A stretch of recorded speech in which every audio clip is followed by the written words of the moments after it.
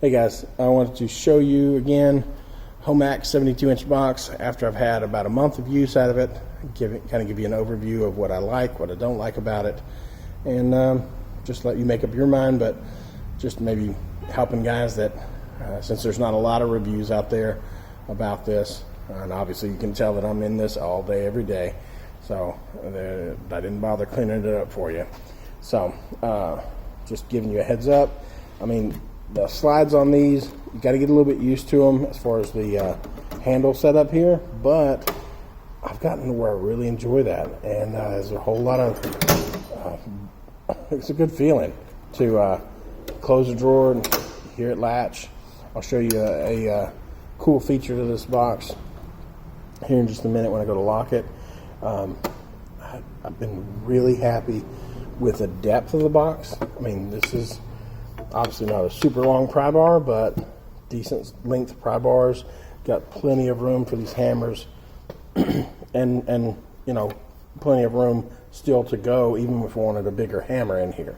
So the fact that you're getting full-size drawers up here is like 4-inch drawers or so, 4 or 5-inch drawers up here. You're getting obviously not getting a full length drawer, but this is somewhere around 50-inch. 52-inch, I think, drawer, and 20, I think right at 21-inch depth for the drawers, all of them. And this, I don't have a huge collection of tools. I am trying to utilize some space, maybe take what you like, take what you know, discard what you don't. But you can fit a ton of sockets in here. I mean, really, I think you would probably overload the drawer before you actually filled it up, but I've been really happy with this. I mean, this is a great setup so that your drawer that you're in the most is right here on top, and you can just jam it full of all the stuff that you're using on a daily basis, multiple times a day. Of course, we got two just kind of hand tool drawers on this side. This is just my junk drawer for a little bit of everything, but the drawers latch really well. They roll, they are very smooth in how they snap back, and the times where they don't latch up, right, when you lock this, when you lock the box, which this has got a good feature in that you've got one lock that'll do the whole box. If you're doing the research like I was doing the research, you're going to find where a lot of these boxes will end up with a latch over here, a latch over here, and I mean, what happens when you forget to latch this side of your box?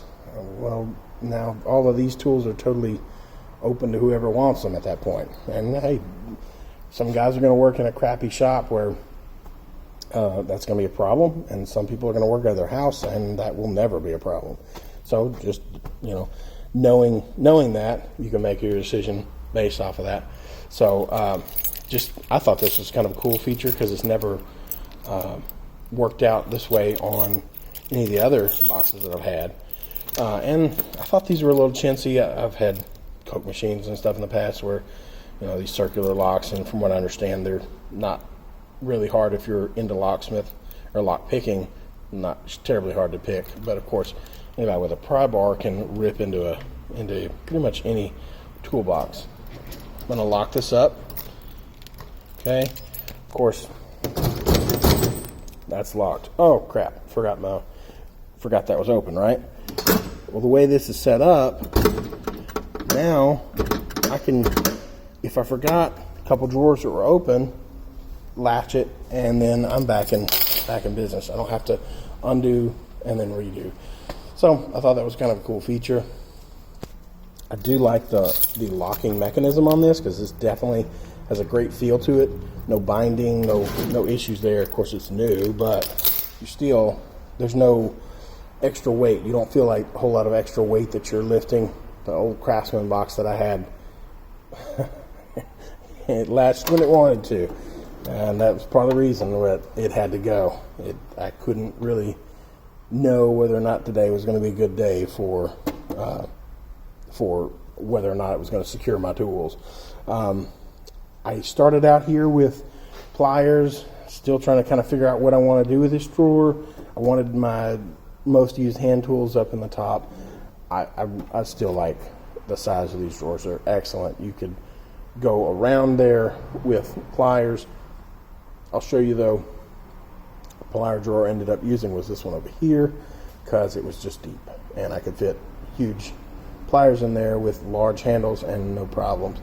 Let you see a drawer for wrenches.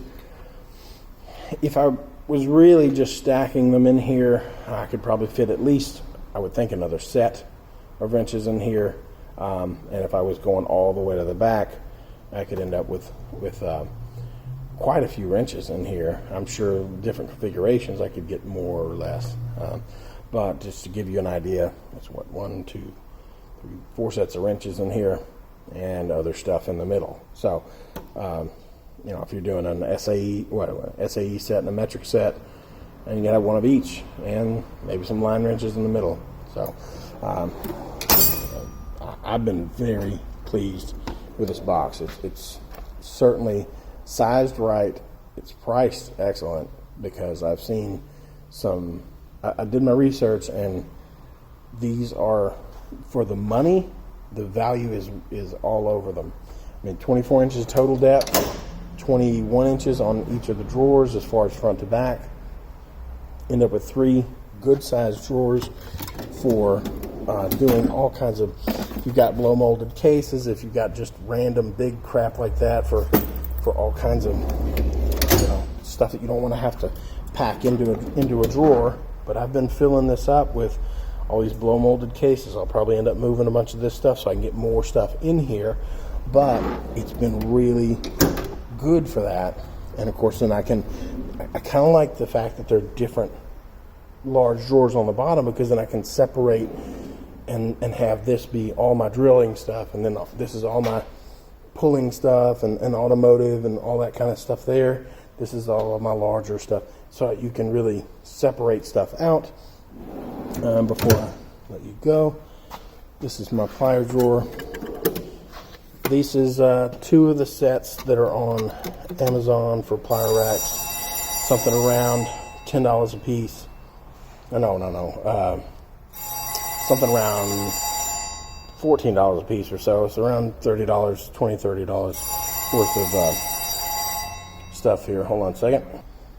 Okay.